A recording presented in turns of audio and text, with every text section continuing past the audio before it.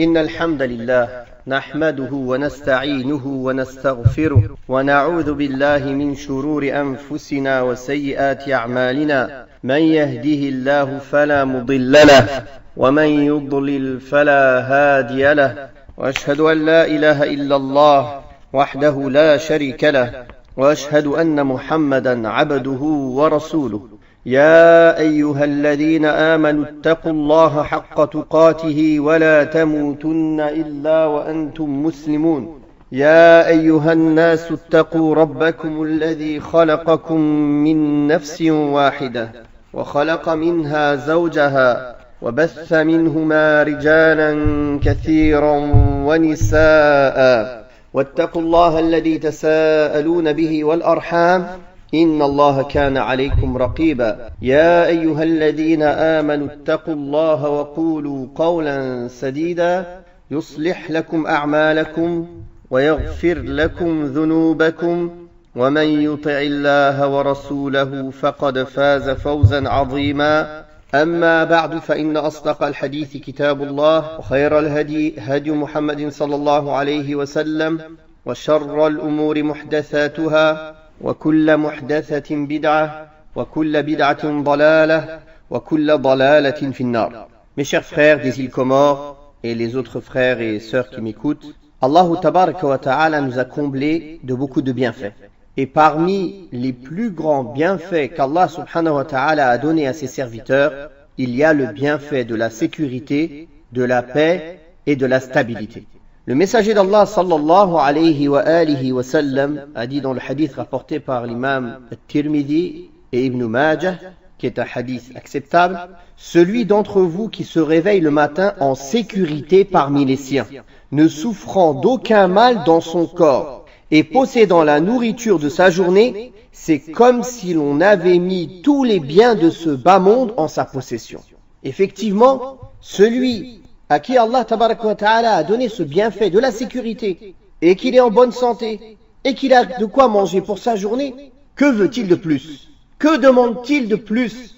Car ces trois bienfaits-là, comme le prophète sallallahu alayhi wa sallam l'a dit, c'est comme si on avait réuni tout le bas monde et on lui avait donné en sa possession. Il y a des gens qui possèdent des contrées, des demeures, de l'argent, mais qui n'ont pas ces bienfaits-là qui sont cités dans ce hadith, ou qui ont un de ces bienfaits qui leur manque. Par Allah, ils seraient prêts à dépenser la terre entière et être pauvres et pouvoir avoir ces trois bienfaits qui sont cités dans ce hadith. La sécurité, c'est une parole générale qui comporte plusieurs aspects de la vie humaine. Il y a la sécurité intellectuelle, la sécurité psychologique, la sécurité sanitaire, la sécurité économique, la sécurité sociale. Et cette sécurité, on va voir que dans le Coran et la Sunna, l'islam lui a donné une très grande place et une très grande valeur. Ibrahim alayhi salatu wassalam, il a invoqué Allah tabaraka wa ta'ala, Rabbi ij'al hadha baladan amina warzuq ahlahu min ath-thamarat man amana minhum billahi wal yawmil akhir. Comme dans sourate al-Baqarah, verset 126. Et quand Ibrahim supplia, ô mon Seigneur, fais de cette cité un lieu de sécurité et fais attribution des fruits à ceux parmi ses habitants qui auront cru en Allah et au jour dernier. On voit que dans sa demande, dans sa supplication, Ibrahim alayhi salatu wassalam a devancé et a mis en premier lieu la demande de la sécurité avant de demander la subsistance, les fruits et la nourriture et les biens de ce bas monde. Car le besoin de la sécurité est énorme. D'ailleurs, Allah Tabaraka wa Ta'ala, parmi les bienfaits dont il s'est vanté aux gens de la Mecque, il y a le bienfait de la sécurité, comme dans Surat Al-Ankabut, verset 67, أَوَلَمْ يَرَوْا أَنَّا جَعَلْنَا حَرَمًا آمِنًا وَيُتَخَطَّفُ النَّاسُ مِنْ حَوْلِهِمْ. Ne voit-il pas que vraiment nous avons fait un sanctuaire sûr, celui de la Mecque, alors que tout autour d'eux, les gens sont enlevés. C'est à l'ombre de la sécurité que la vie de l'être humain peut s'établir et se stabiliser. Et que les gens se sentent en sécurité dans leur religion, dans leur personne, dans leur honneur, dans leurs biens. Sans la sécurité, la personne est en danger pour sa religion, il est en danger pour sa personne, Il est en danger sur son honneur, sur sa famille. Il est en danger par rapport à ses biens et à ce qu'il possède. D'ailleurs, la sécurité est le fondement et la base sur laquelle fleurissent les civilisations et que les communautés évoluent vers le meilleur.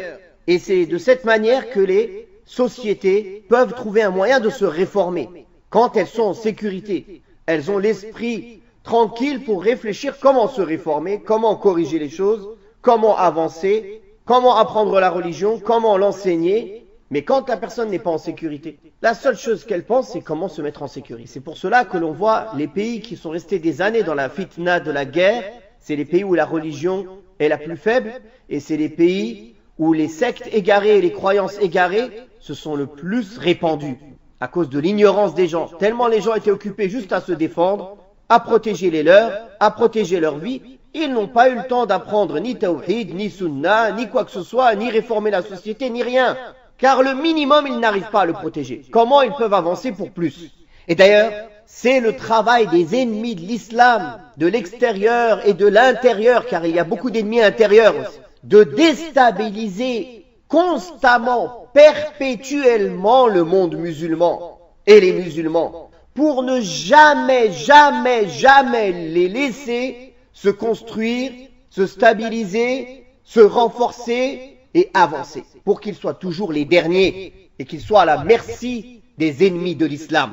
D'ailleurs, la sécurité est une des plus grandes nécessités humaines et c'est un des plus grands objectifs que la législation islamique est venue protéger. L'intitulé de l'islam, c'est quoi? As-salam, la paix, la sécurité. Inna ad-dina 'inda Allahi al-islam.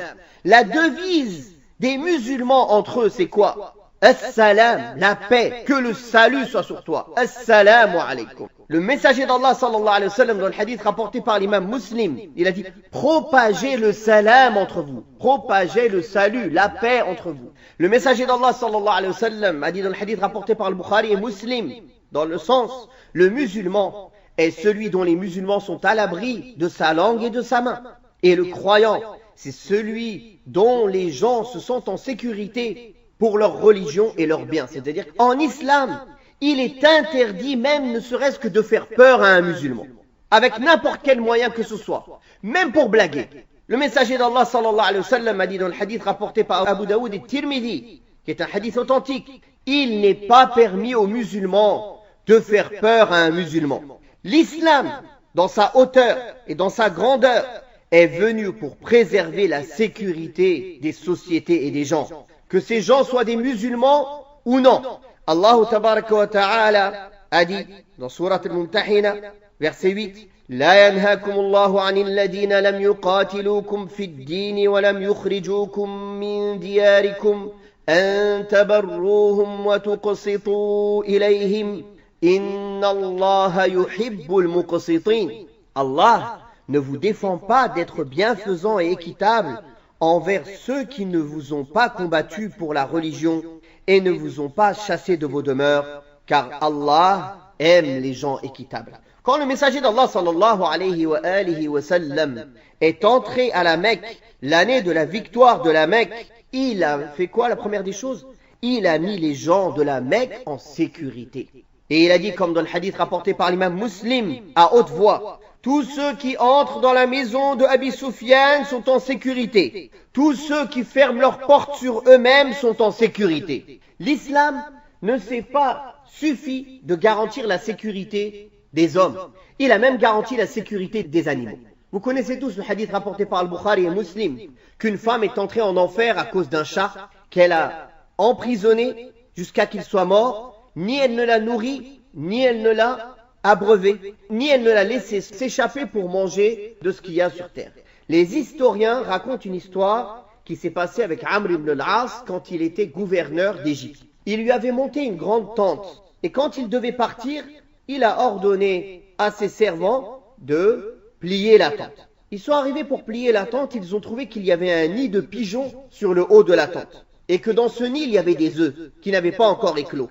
Alors ils ont douté, ils sont allés voir Amr ibn al-As, ils lui ont dit, il y a un nid de pigeons au-dessus de ta tente et il y a des œufs qui n'ont pas encore éclos. Qu'est-ce qu'il a dit Amr? Il a dit ne l'embêtez pas, n'embêtez pas cet oiseau qui est venu chercher notre protection et qui est resté auprès de nous en sécurité. Et retardez cette affaire jusqu'à ce que les œufs éclosent et que les oiseaux volent. Allahu tabaraka wa ta'ala a donc donné une grande valeur à la sécurité. Dans Surat Quraysh, il leur dit quoi? Parmi les bienfaits qu'il leur a cités, Alladhi at'amahum min ju' wa amanahum min khawf.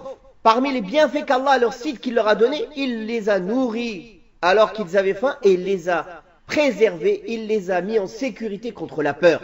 Cette sécurité, elle a des causes pour l'atteindre. Elle a des éléments constitutifs pour la concrétiser, ainsi que pour la préserver. Le premier de ces éléments, et qui est à la tête de tous ces éléments, c'est la foi en Allah et le fait de concrétiser la servitude à Allah tabaraka wa ta'ala et de concrétiser le tawhid, l'unicité pure, le monothéisme pur.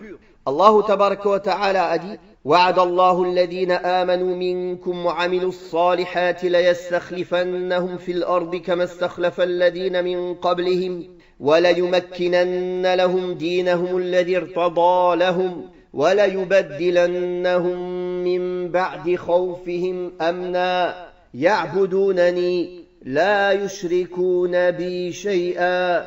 Surat An-Nur, verset 55. Allah a promis à ceux d'entre vous qui ont cru et fait les bonnes œuvres qu'il leur donnera la succession sur terre comme il l'a donné à ceux qui les ont précédés. Il donnera force et suprématie à leur religion qu'il a agréée pour eux. Il leur changera leur ancienne peur en sécurité. Ils m'adorent et ne m'associent rien.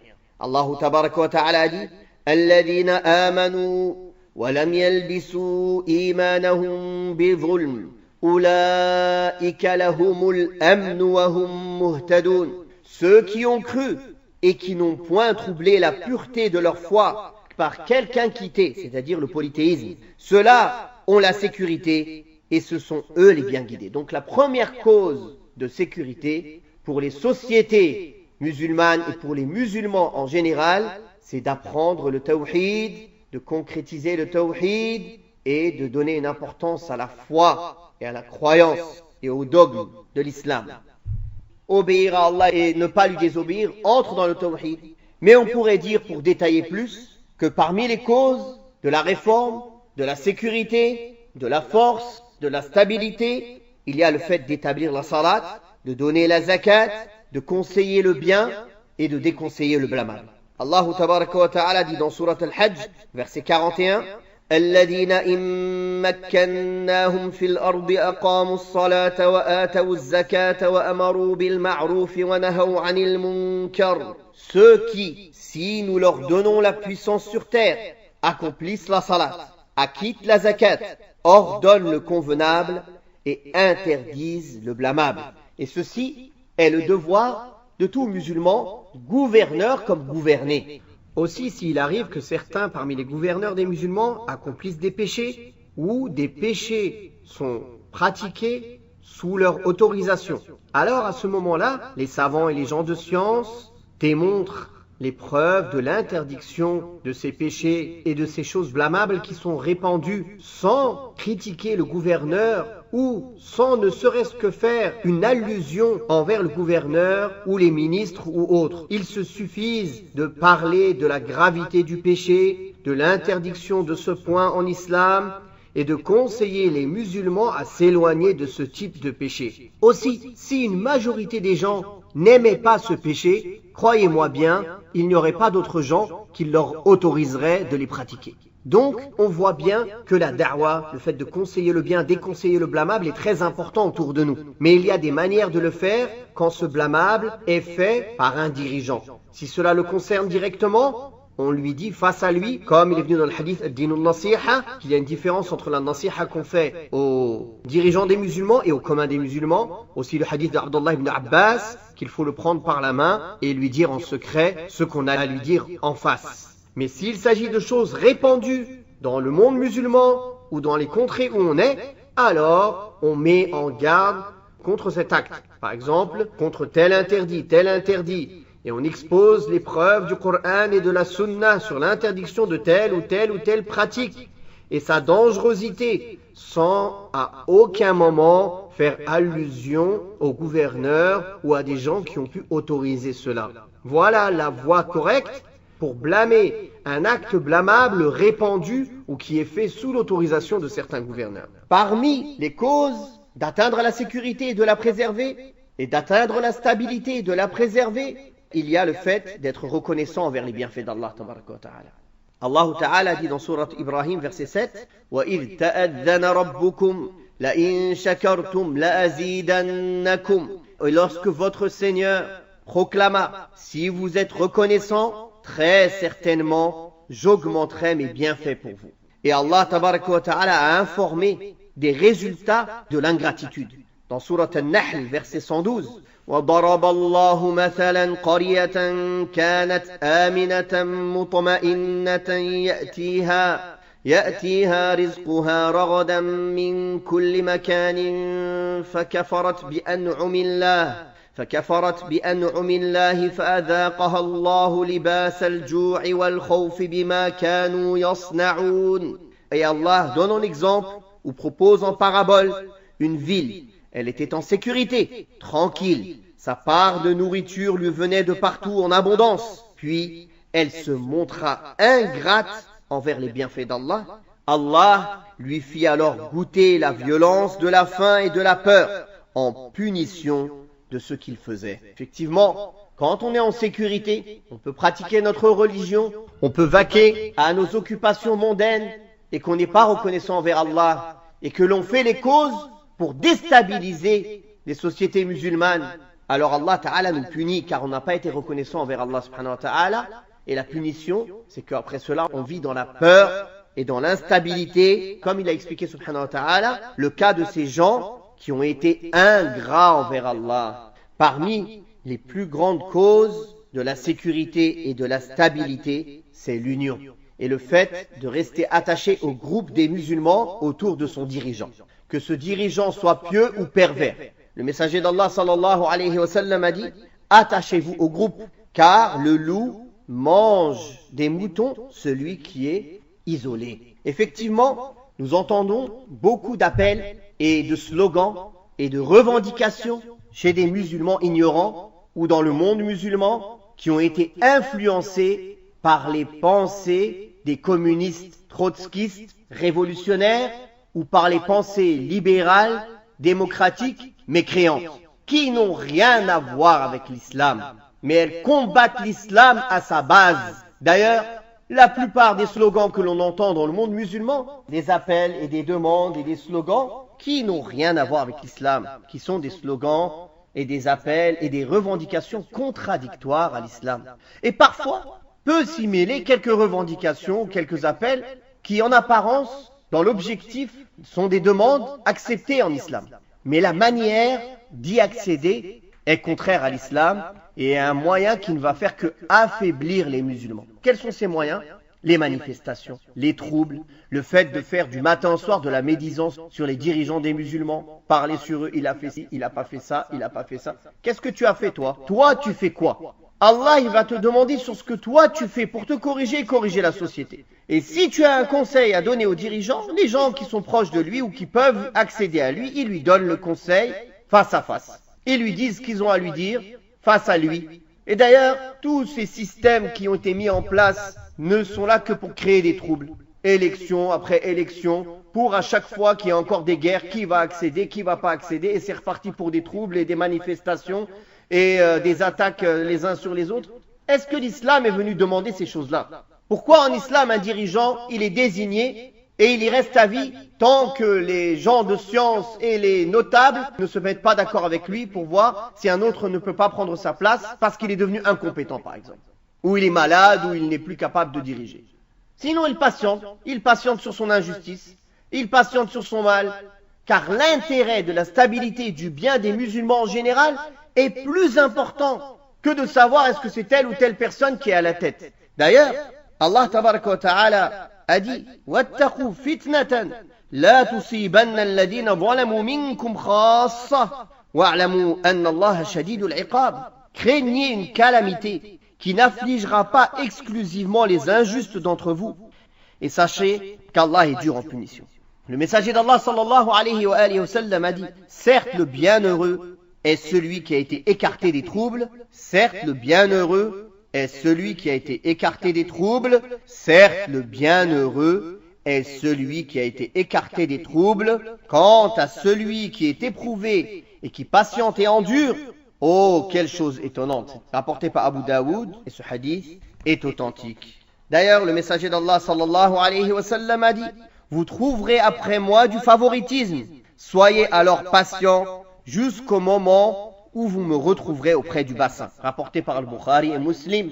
Et il a dit aussi sallallahu alayhi wa sallam, il y aura après moi du favoritisme et des pratiques que vous désapprouverez. Ils dirent, ô messager d'Allah, que nous ordonnes-tu? Si l'un d'entre nous assiste à cela, il dit, acquittez-vous de vos devoirs envers les autres et demandez vos droits à Allah, rapporté par le Bukhari et Muslim. Le messager d'Allah sallallahu alayhi wa sallam dans le hadith rapporté par l'imam Muslim nous a ordonné d'écouter et d'obéir aux dirigeants, même s'ils frappent ton dos et ils prennent tes biens. Même si un groupe de gens spolie tous les biens du pays que pour eux et les autres sont opprimés. Car l'intérêt de préserver la sécurité, le sang, l'honneur, les biens, la liberté de certaines pratiques religieuses est plus important que ce dunya qui n'a aucune valeur auprès d'Allah.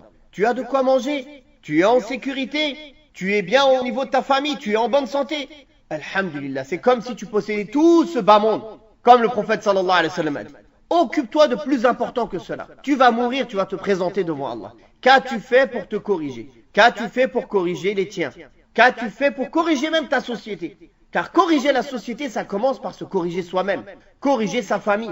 Ça commence par la plus petite cellule de la société qui est la cellule familiale. C'est comme ça qu'on réforme les sociétés. C'est pas avec des manifestations, c'est pas avec des débats politiques ou en suivant le modèle des kuffars qui sont venus juste pour mettre le trouble perpétuel dans le monde musulman. C'est en revenant à la charia, en pratiquant la charia sur nous avant de demander de la faire pratiquer sur tel ou tel. Pratique-la sur toi la charia. Pratique l'ordre du prophète sallallahu alayhi wa sallam qui t'a dit de patienter sur un dirigeant injuste et de lui obéir.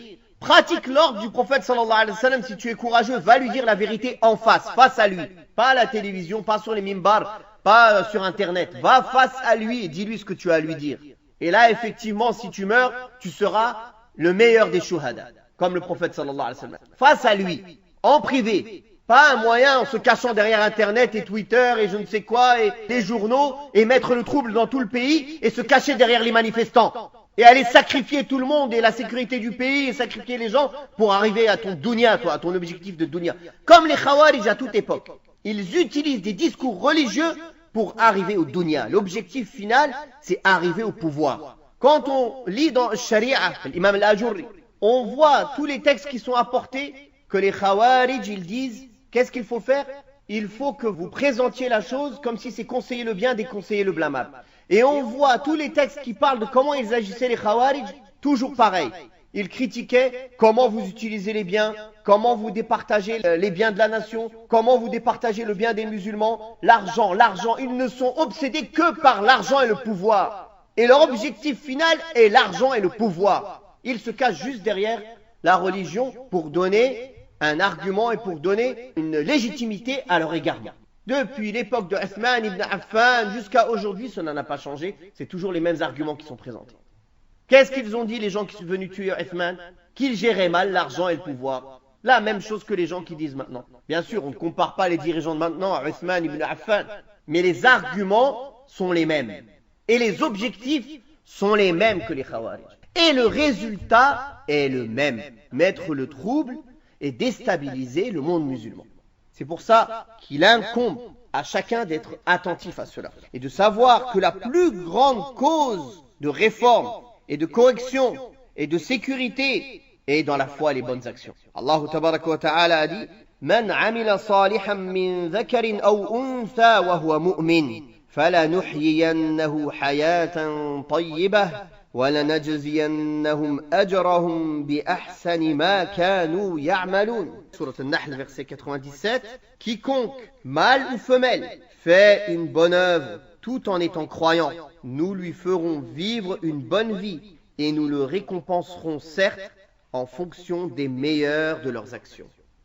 Mes frères en Allah, arrêtez d'être influencés par les pensées et les croyances et les pratiques des ennemis de l'islam. Revenons à notre religion, revenons à notre croyance pure, le monothéisme pur. Attachons-nous au Coran, attachons-nous à la sunna du prophète alayhi salatu wassalam, et prenons les causes de la réussite, du succès, de la réforme, de la force qui sont dans le Coran et dans la sunna. Et commençons par nous réformer nous-mêmes, réformer nos croyances, réformer nos pratiques, réformer nos proches, réformer nos sociétés par l'apprentissage et l'enseignement et la da'wa ila Allah subhanahu wa ta'ala. Appeler les gens à Allah, à la religion de vérité. C'est pour ça qu'il incombe à tous les musulmans qu'ils s'efforcent à attirer tous les moyens et les causes qu'Allah a légiférées dans son livre ou qu'il a légiféré par la langue de son prophète sallallahu alayhi wa sallam pour la réforme et pour atteindre la force et l'honneur. Ces moyens sont des moyens complets pour atteindre l'objectif et ils sont suffisants pour celui qui cherche le bien et la réforme. Parmi ces moyens, il y a le fait de concrétiser le tawhid, le fait d'appeler les gens à l'adoration d'Allah l'unique, sans associer, le fait de revivifier les valeurs et les morales islamiques dans les âmes, éduquer les âmes à la vertu, le fait de se repentir de ses péchés. Effectivement, وَمَا أَصَابَكُمْ مِن مُّصِيبَةٍ فَبِمَا كَسَبَتْ أَيْدِيكُمْ وَيَعْفُو عَن كَثِيرٍ. Il n'y a pas un malheur qui vous touche sans que cela ne soit à cause de ce que vos mains ont acquis, et Allah pardonne beaucoup. Les malheurs, l'injustice, elle se combat par le repentir et le retour à Allah. Elle ne se combat pas par les manifestations, les troubles et les appels au désordre. Le repentir des péchés est très important. Car l'imam Ibn al-Qayyim rahimahullah a expliqué, les dirigeants sont à l'image du peuple. Si le peuple est injuste, ils ont des dirigeants à leur image. Et il a dit, c'est comme si leurs actes, leurs actions, leurs mauvaises actions s'étaient imagées en leurs dirigeants.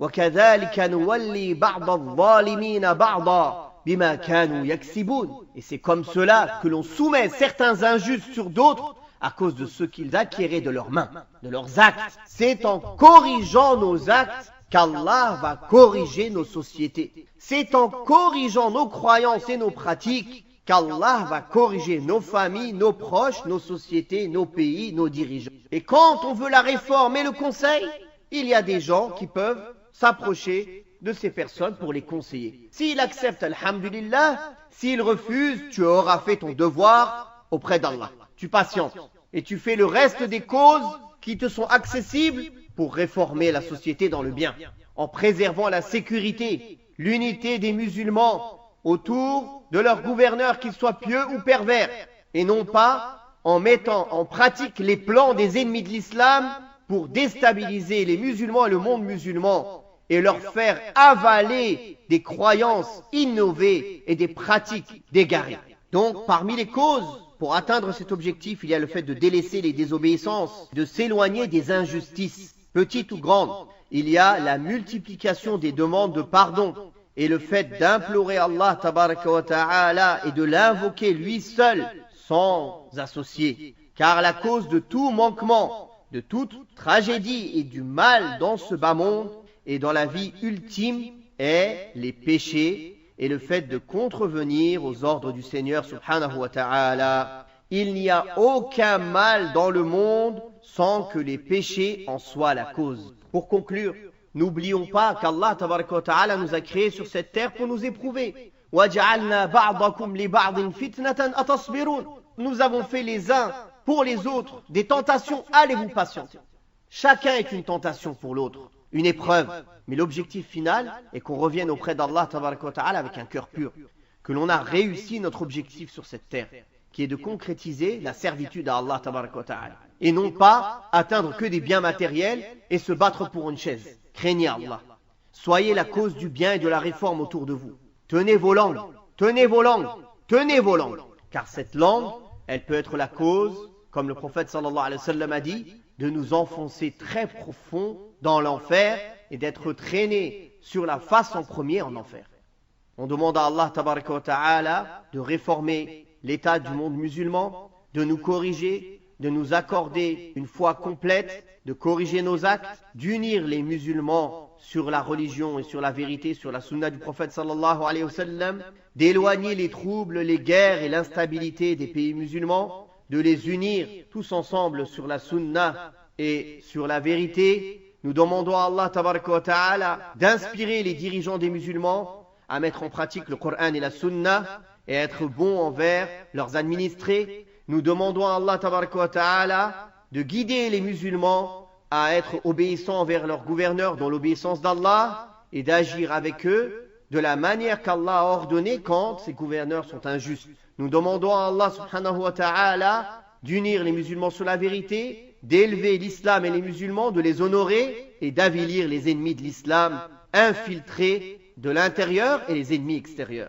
Nous demandons à Allah tabaraka wa ta'ala de nous pardonner nos péchés, de nous faire les habitants du Firdaus al-A'la avec les prophètes, les martyrs, les véridiques et les pieux. Wallahu ta'ala a'la wa a'lam. Wa sallallahu ala Muhammadin wa ala alihi wa sahbihi wa sallam wa barakallahu fikum.